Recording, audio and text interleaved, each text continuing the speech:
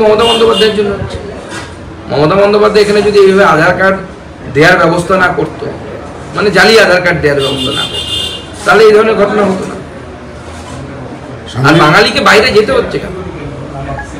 আপনি বাঙালি এত চিন্তা করছেন, সবার আগে চিন্তা করেন বাঙালি কেন বাইরে যাবে, কেন বাংলাদেশে থাকতে পারছে না কেন বাঙালি? আগে সেই প্রশ্নের উত্তরটা খুঁজুন। কেন বাঙালিকে রাজস্থানে যেতে হচ্ছে? রাজস্থানে ঘুরতে যায়নি তো, এরা খাবার জোগাড় করতে গেছে। তার মানে বাংলায় অন্ন জোগানোর ব্যবস্থা, অন্ন জোগানোর দম নেই। যে মুখ্যমন্ত্রী বাঙালির পেটে অন্ন দিতে পারে না, তার আবার বাঙালির সম্মান নিয়ে মাথা ব্যথা করার কি আছে? তার যোগ্যতা আছে কি বাঙালির সম্মান নিয়ে প্রশ্ন তোলার? তুমি খেতেই দিতে পারো না। খেতে দেয় পাওয়ার জন্য মানুষ না খেয়ে থাকলে পরে মানুষ তার সবকিছুর ছেড়ে দেয়, সম্মান পর্যন্ত বিসর্জন দিতে বাধ্য হয়। খিদের জ্বালা সব থেকে বড় জ্বালা। তো মাননীয় মুখ্যমন্ত্রী জন্য আজকে বাংলার লোকেদেরকে অন্য জায়গায় গিয়ে তার ইজ্জত বিলি করতে হচ্ছে এইভাবে। অন্য রাজ্যের ক্ষেত্রে কিন্তু অন্য যারা অন্য ভাষী রয়েছে তাদের ক্ষেত্রে এই সমস্যা করতে হচ্ছে না, স্বাভাবিক ভোগ করতে হচ্ছে না, কারণ অন্য রাজ্যে এই ধরনের এত বড় সমস্যা নেই। আগামী রথযাত্রার আগেই মুখ্যমন্ত্রী যাচ্ছেন দীঘায়। তিনি রথযাত্রায় ওখানে উপস্থিত থাকবেন, পুজোতে উপস্থিত থাকবেন, শোনা যাচ্ছে রথের আগে ঝাঁটও দেবেন এবং তার সঙ্গে তিনি রথযাত্রা দড়িও টানবেন। কি বলবেন? দেখুন, পুরীর জগন্নাথ মন্দিরের সাথে ওনার কম্পিটিশন শুরু করেছেন উনি, কারণ উনি কম্পিটিশন করতেই পারেন, ওনাকে কে মানা করেছে? কিন্তু বিষয়টি হচ্ছে হিন্দুদের ভাবাবেগ নিয়ে খেলার অধিকার ওনাকে কে দিল?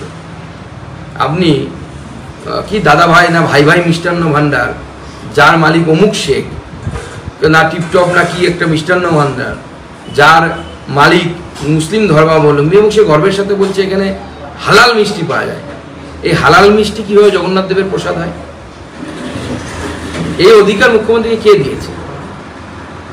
জগন্নাথ দেবের মন্দিরে উনি না হয় রথ টানবেন, সব ছেড়ে দিলাম, তৃণমূলের নেতারা দুবাহু তুলে নাচবে, কিন্তু একটাই প্রশ্ন, বেলডাঙ্গার মন্দিরটার কি হবে?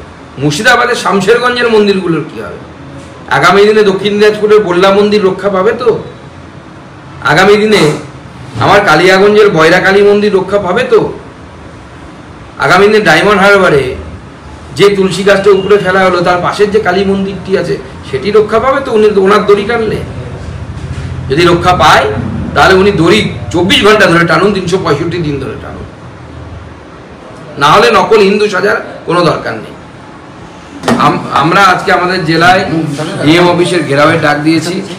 এই জেলার সহ রাজ্যে বিভিন্ন জায়গায় নারী নির্যাতন থেকে শুরু করে করাপশন থেকে শুরু করে এখানে একের পর এক করাপশনের ঘটনা পাওয়া যাচ্ছে, গাছ কেটে বিক্রি করে দেওয়া থেকে শুরু করে নানা ধরনের যে ডেভেলপমেন্টাল কাজে বাধা থেকে শুরু করে যে ধরনের অরাজকতা চলছে, 26,000 চাকরি প্রার্থীর চাকরি চলে যাওয়া, এরকম বেশ কয়েকটি দাবি নিয়ে আমরা আজকে ডিএম অফিসে ঘেরাওয়ের অভিযান দেখেছি। এবং এই এমার্জেন্সির দিনে, অর্থাৎ যেদিন মুখ্যমন্ত্রী আমাদের প্রাক্তন প্রধানমন্ত্রী ইন্দিরা গান্ধী এমার্জেন্সি লাগু করেছিল, এই দিনটিকে আমরা বেছে নিয়েছি। কারণ এই দিনকে বেছে নিয়েছি এই জন্য, কারণ এই দিনেই এমার্জেন্সি লাগু হয়েছিল। আর মাননীয় মুখ্যমন্ত্রী শাসন ব্যবস্থাতেও এই ধরনের এমার্জেন্সির মতো পরিস্থিতি, অলিখিত এমার্জেন্সির মতো পরিস্থিতি পশ্চিমবঙ্গে মানুষ ফেস করছে, মানুষ তা দেখতে পাচ্ছে।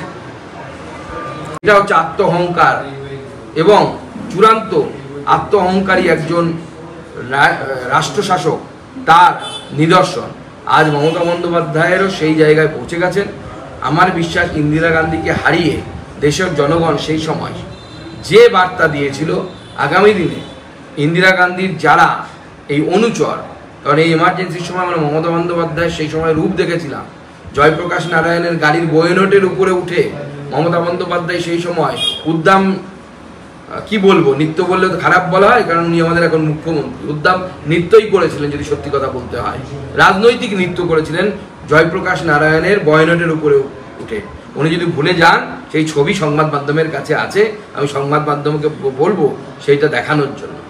আজকে মমতা বন্দ্যোপাধ্যায় যদি মনে করেন উনি সংবিধানের উপরে উঠে গেছেন, তাহলে আগামী দিনে বাংলার জনগণ ইন্দিরা গান্ধীর মতো লোককে যদি ভারতের জনগণ হারিয়ে বার্তা দিতে পারে, তো মমতা বন্দ্যোপাধ্যায় কোন ছাড়, তাকেও সেই বার্তা দেবে পশ্চিমবঙ্গের জনগণ। সেই বার্তা দিয়ে মমতা বন্দ্যোপাধ্যায়কেও সঠিক রাস্তায় ফেরত আনবে বলে আমার মনে হয়। এবং বিচার ব্যবস্থায় যেভাবে সেই সময় ইন্দিরা গান্ধী হস্তক্ষেপ করেছিলেন, বিচারকদের যে জাস্টিস খান্না ইন্দিরা গান্ধীর বিরুদ্ধে রায় দিয়েছিলেন, তাকে কোনো চিফ জাস্টিস তৈরি হতে দেয়নি কংগ্রেস পরবর্তী সময়ে।